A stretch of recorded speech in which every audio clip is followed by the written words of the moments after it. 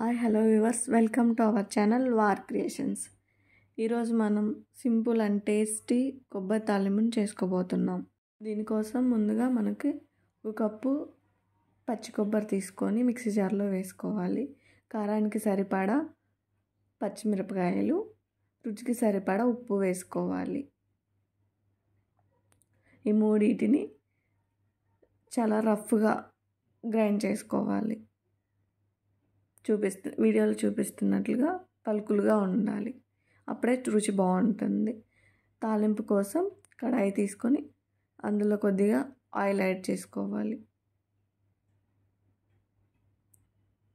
Oil వేడెక్కిన తర్వాత మినప్పప్పు, శనగపప్పు ముందుగా వేసుకొని అవి కొద్దిగా వేగిన తర్వాత కొద్దిగా జీలకర్ర, ఆవాలు వేసుకోవాలి. జీలకర్ర చిట్లిన తర్వాత ఒక 2 రెమ్మల కరివేపాకు వేసుకోవాలి. కరివేపాకు చిట్లాక మనం ముందుగా గ్రైండ్ చేసి పెట్టుకున్న కొబ్బరి తురుముని అందులో వేసుకోవాలి. ఇది ఆయిల్లో మొత్తం కలిసేలాగా తిప్పుకొని